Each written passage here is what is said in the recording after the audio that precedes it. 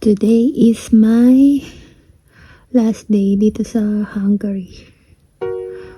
Ano na ngayon? May 24. Ang flight ko is 6.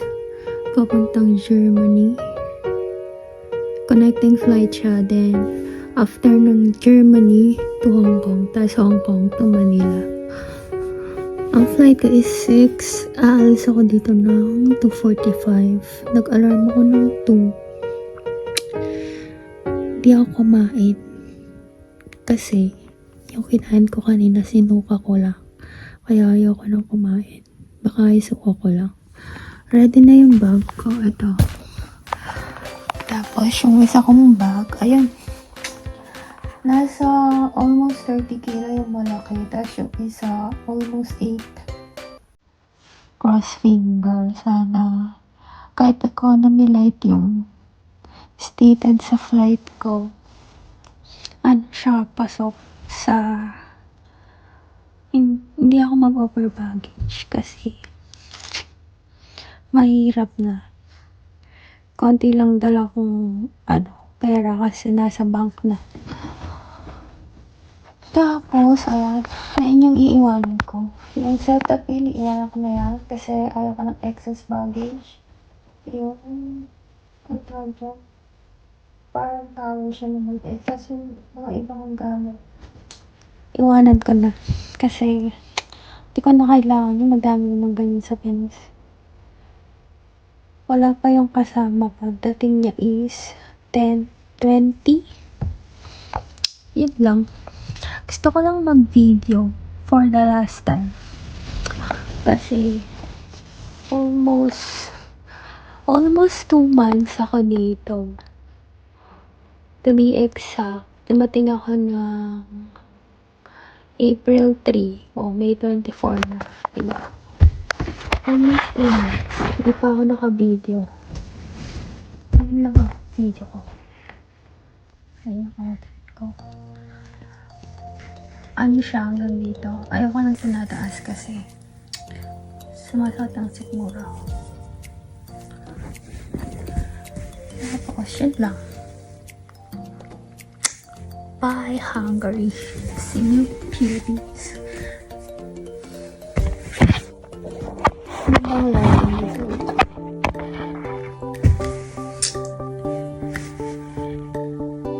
Sana hindi ako datnan ng bagyo. Kasi may ano nga tawag sa super typhoon sa Pinas ngayon. Basta, magla-landfall siya kung kailan ako magla-landing. Grabe. Tapos ito yung ko. Pendant nila. Thank you sa panon siya. Pendant nila to. Bait nila. Kasi,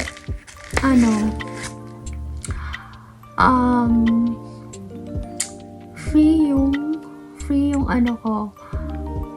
flight. Free yung airplane ticket ko pabalik ng Pinas. Parang kasunduan siya according to contract kapag nabuntis ka. Mutual agreement siya na wala kang babayaran. Tapos, thankfully, yung pinasok ko na 5 days ng May, tapos nakalib ako, binigyan ako ng sick leave for almost 3 weeks na din. Mag 3 weeks na yung Friday, babayaran. Grabe, ang galing. Ang galing ng paano job. Tapos, ang bait ng mga mga staff. Ang bait ng mga staff doon. Ang nag-assist sa akin kanina is si Alexa, Ma'am Alexa. Then, si Baalin, yung nagbigay ng mga contract na kailangan picture lahat. Kasi ito. Wala lang.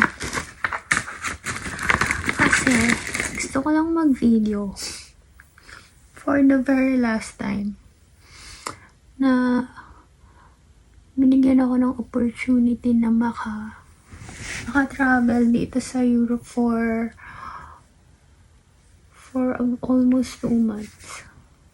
Para lang ako nagbakasyon. Kasi unexpected. Ito yung accommodation. Ganito yung accommodation dito sa Hungary. Dalawa lang kami.